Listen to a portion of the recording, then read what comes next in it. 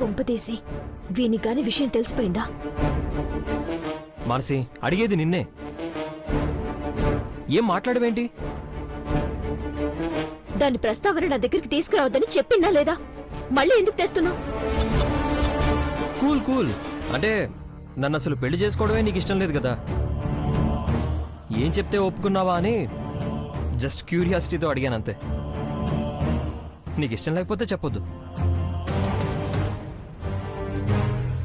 అవును, ఏ చీర బాగుంటుందో అనే కన్ఫ్యూజన్లో ఉన్నావు కదా? ఆ రెడ్ శారీ అయితే నీకు సూపర్గా ఉంటుంది. అట్లనా?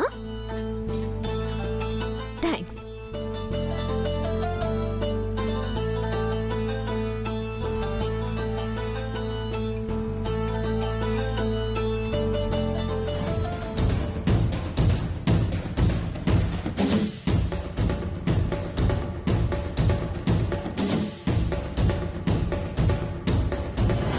ఎట్లుంది చీర?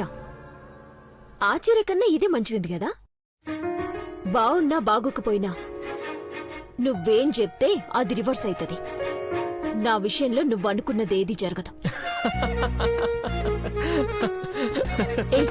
నవ్వుతున్నవేంది? పాగలైనవా?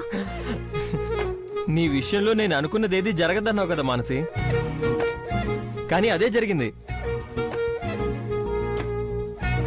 నిజానికి ఈ శారీయే బాగుంది మానసి, కానీ ఇది బాగుందంటే నువ్వు వేసుకోవు కదా, అందుకే రివర్స్ లో చెప్పా. వర్కౌట్ అయింది. ప్లాన్ బాగా వర్కౌట్ అయింది. ఈ శారీలో నువ్వు సూపర్ గా ఉన్నావు మానసి. హే, నీ ఓవర్ యాక్షన్ ఆపుతావా?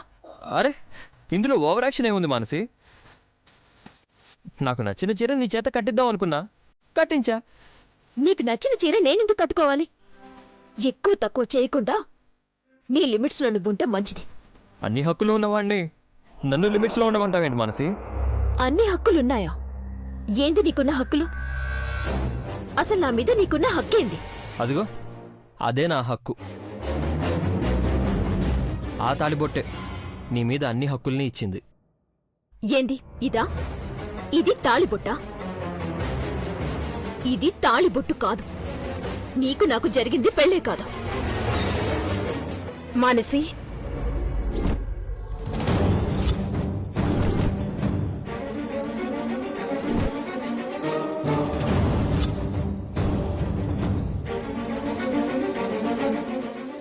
ఏందత్తా? ఏంటి ఇద్దరు ఏదో సీరియస్ గా డిస్కస్ చేస్తున్నట్టున్నారు? ఏం లేదత్తా. అవును పెద్దమ్మా, ఏమీ లేదు. ఏమీ లేకపోతే పర్వాలేదురా, కానీ ఒకరినొకరు కోరుకొని చేసుకున్న పెళ్లి కాదు కదా. ఇద్దరి మధ్య ఏం మనస్పర్ధలొస్తాయో, ఎలా ఉంటారోనన్న భయం అంతే. చూడు మానసి, చాలా అనుకున్నావు, అనుకున్నదే జరగాలనే కోరుకున్నావు. కాని విధి ఇలాగే రాసుంది. ఏం చేస్తాను చెప్పు? ఇంత బాధలోనూ నాకు చిన్న ఉపశమనం ఏంటో తెలుసా? నువ్వు ఈ ఇంటి కోడలిగా నా కళ్ళ ముందే ఉన్నావు. నువ్వు బాధపడుతుంటే నేను చూడలేను మానసి. అన్నీ మర్చిపోవాలి, ఇద్దరూ కలిసి సంతోషంగా ఉండాలి. ఇద్దరికీ ఒకరినొకరు పెళ్లి చేసుకోవడం ఇష్టం లేనప్పుడు వెంటనే కలిసిపోవడం కష్టమే. కానీ ప్రయత్నించండి, ఒకరినొకరు అర్థం చేసుకోండి, కానీ ఒక్కటిగా బతకండి. బాగా చెప్పినవత్తా. ఎప్పుడు నా మంచి కోరుకునేదానివి కదా, మంచిగానే చెప్పినావు. కాని నాకు ఒక మనసుంటది కదత్తా, అంత సులువుగా ఎట్లా మారుద్ది?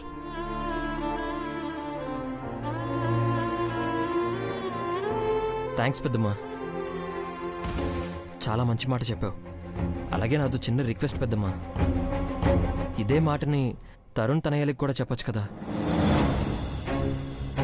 అలాగే మధు అన్నయ్య వదినకి కూడా చెప్పొచ్చు కదా పెద్దమ్మా. అన్నయ్య ఒక దగ్గర, వదిన ఒక దగ్గర. ఇద్దరూ ఒకరి మనసులో ఒకరున్నా దూరంగా ఉండాల్సిన అవసరం ఏంటి? నువ్వు ఒక్క మాట చెప్తే చాలు పెద్దమ్మా, వాళ్ళ మధ్య ఉన్న అడ్డులన్నీ తొలగిపోతాయి.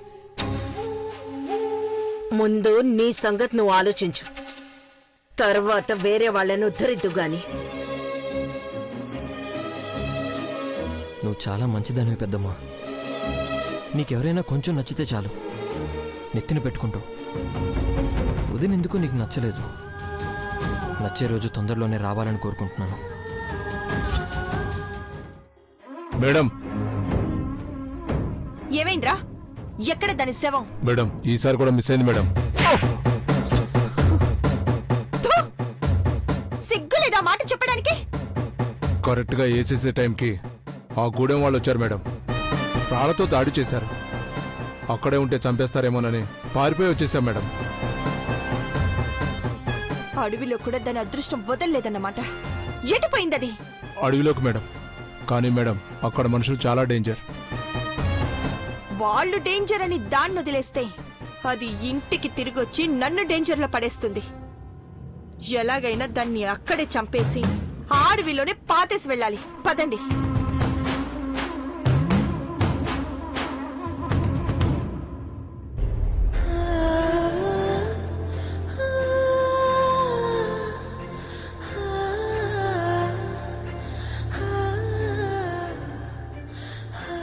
మీకు దూరంగా ఉండి నేను బతకలేను. అది మీకు మంచిది కాదని గురువుగారు చెప్తున్నారు. కానీ ఇప్పుడు మీరు కళ్ళు తెరిస్తేనే ఎదురుగా ఉండలేని పరిస్థితి. మీ మనసు ఎలా మార్చాలి? మీతో కలిసి సంతోషంగా ఎలా ఉండాలి? అమ్మ అంతవరకు వెళ్ళొస్తాం, జాగ్రత్త. అలాగే.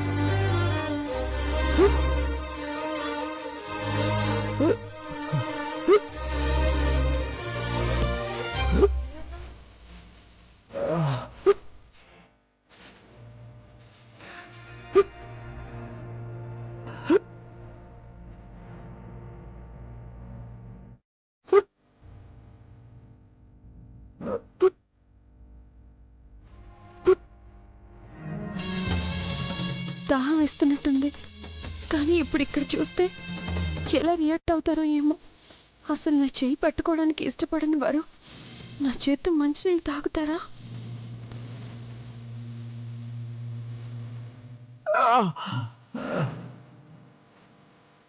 పాప కూడా లేదే. ఇప్పుడు ఏం చేయాలి? భగవంతుడా, నా కళ్ళెదురుగా నా భర్త ఎంత బాధపడుతున్నా పట్టించుకునే పరిస్థితి ఎందుకు కల్పించావు? ఈ నరకం నాకెందుకు?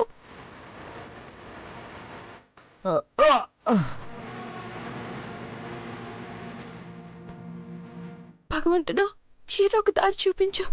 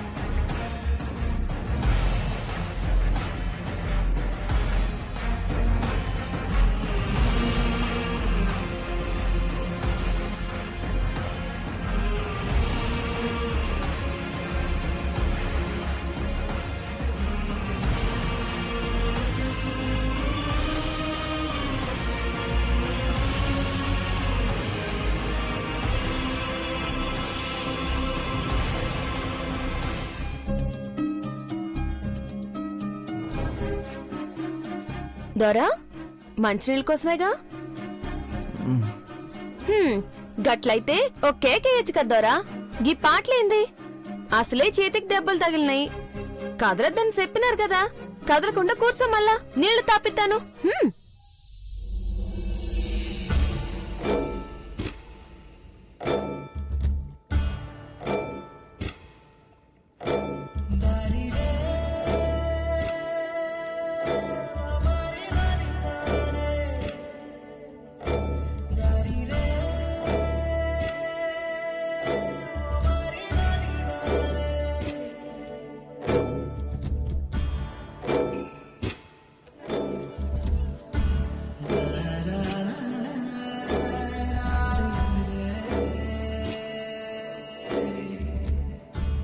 ఏంది దొరా గట్ల చూస్తున్నావు? నువ్వు అయ్యో దొరా, మా అక్క తెలవదా?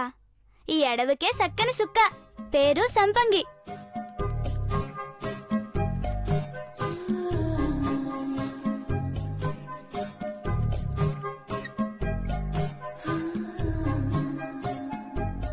మనిషి జర నలుపైనా మనసు మాత్రం మస్తు తెలుపుదరా. నిన్ను కాపాడి ఈడకి తెచ్చి నీకు సేవలన్నీ చేస్తుంది మా అక్కేదరా. Thank you so much. అయ్యో అవన్నీ ఎందుకు దొరా? ఏదో రుణముండుంటాది, ఇట్టా తీర్చుకుంటుందనుకోదరా.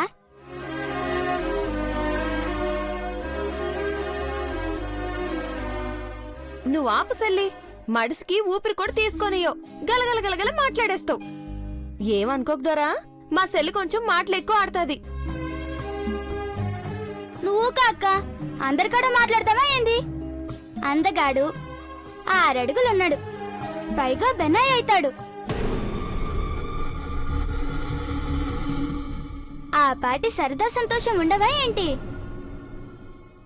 బెనాయ్ అంటే? అది మా భాషలో ఒక ముచ్చటలేదరా. ముందు ముందు నీకే ఎరుగైతదిలే. సెల్లి, దొరబాబుని జర విశ్రాంతి తీసుకొని మీరు పడుకోండి దొరా, నేను పోయి మంతేస్తాను. నువ్వు రా సెల్లి. అక్క గీ బట్టల్లో నువ్వు మస్తున్నావు అక్క. బావ కూడా గుర్తుపట్టలే. ఇక బావ పక్కనే ఉండి మంచిగా చూసుకోవచ్చు. అయినా ఎట్టొచ్చింది నీకు ఈ ఆలోచన?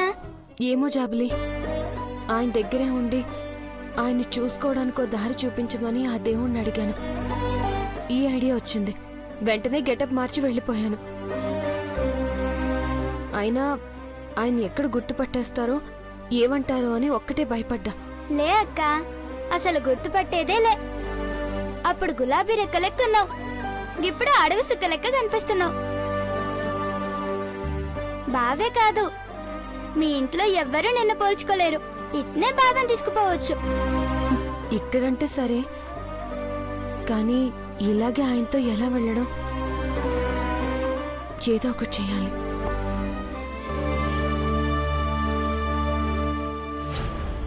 ఇంకా బిడ్డ జాడని తెలియలేదయ్యా. ఏం చేయాలో ఏటో ఏమీ తెలియటం లేదయ్యా. ఏమైతే గుమ్మం బయట ఈ కాగితం మీద రాయి పెట్టిందయ్యా, ఏంటో చూడయ్యా.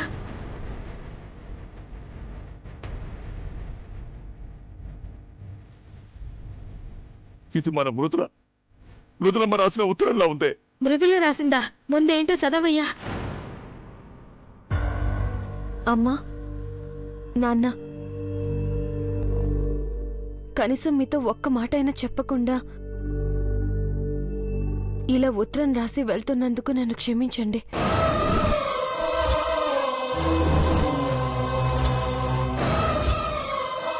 వెళ్ళిపోయానంటుందేంటయ్యా? ఎక్కడికి వెళ్ళిపోయిందయ్యా? ఉండవే, అసలు ఏంటి రాసిందో పూర్తిగా చదవని. నా వల్ల అందరూ సంతోషంగా ఉండాలని ఎప్పుడు కోరుకునేదాన్ని, అందుకోసమే ప్రయత్నించేదాన్ని. కానీ నా దురదృష్టం, నేను చేసిన మంచి కూడా చెడులాగే కనిపించింది.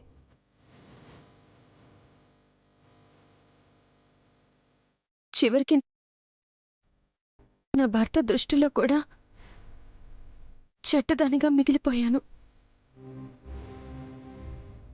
ఎవరికి నాతో మాట్లాడటమే ఇష్టం లేనప్పుడు, నా మొహం చూడటమే నచ్చినప్పుడు వాళ్ళ మధ్య ఉంటూ వాళ్ళెందుకు ఇబ్బంది పెట్టడం? అందుకే అందరికీ దూరంగా వెళ్ళిపోతున్నాను.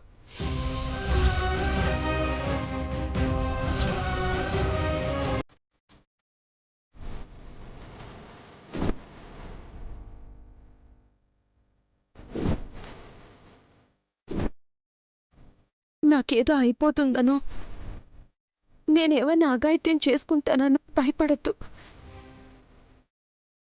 నేనెక్కడున్నా క్షేమంగానే ఉంటాను.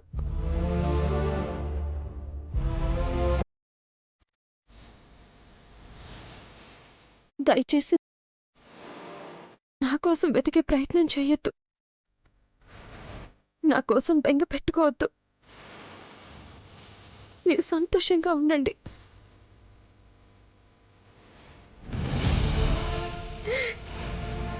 అమ్మా మృదులా, ఇలా చేసిందంట, ఎక్కడికి వెళ్ళిపోయిందయ్యా? అదే అర్థం కావట్లేదే. తనకేమన్నా సిక్కులున్నాయనుకో, అమ్మ అయ్యలా మనం ఉన్నా కదా, అవేమో మనమే తీరుస్తాం కదా. ఎందుకింత పని చేసిందే? మానసమ్మ సమస్య తప్పితే వేరే సమస్యలేమీ లేవయ్యా. ఆ పెళ్ళి అయిపోయింది. అమ్మాయి అల్లుడు సంతోషంగా ఉంటారనుకున్నాం కదా, మళ్ళీ ఏమైందని వెళ్ళిపోయింది. ఉత్తరంలో రాసింది కదే, అల్లుడు పాప మంచిగా ఉండట్లేదన్న బాధతో వెళ్ళిపోయిందేమో. లేదయ్యా, అది మాత్రం కారణం కాదయ్యా. ఎంత పెద్ద సమస్య ఉన్నా పక్కనే ఉండి అది పరిష్కరించుకుంటుంది కానీ మధుబాబుని మాత్రం వదిలి వెళ్ళదయ్యా. ఏదో జరిగిందయ్యా. ఇంకెవరు? ఆ సరే అమ్మాయి ఏదో ఒకటి చేస్తుంటది. మొన్న గొడవ జరిగితే చిన్నగా మనకాడికే వచ్చేసింది కదా. ఈసారి ఉత్తరం పెట్టి వెళ్ళిపోయిందంటే ఇంకా పెద్ద గొడవేదో జరిగుంటాది. అయినా ఏం పాపం చేసుకున్నావే? ఎందుకే మన బిడ్డకే ఎన్ని కష్టాలు? ఏం చేస్తావయ్యా, మన తల రాతే అలా తగలడింది. భయం వేస్తుందయ్యా. ముందు ఏం చేయాలో ఆలోచించు. ఆలోచించడానికి ఏమీ లేదే. అసలు ఏమైందో ఏంటో తెలుసుకొస్తాను. ఎక్కడికి వెళ్తావయ్యా?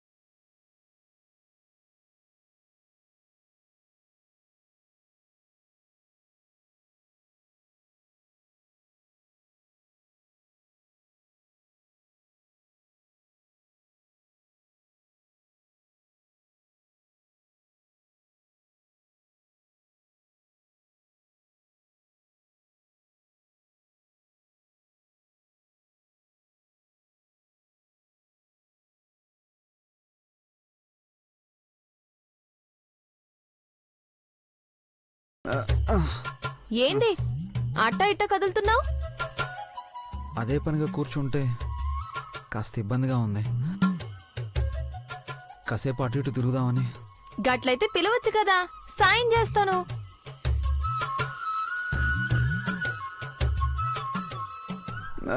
జాగ్రత్త. అక్క నేనే చూలే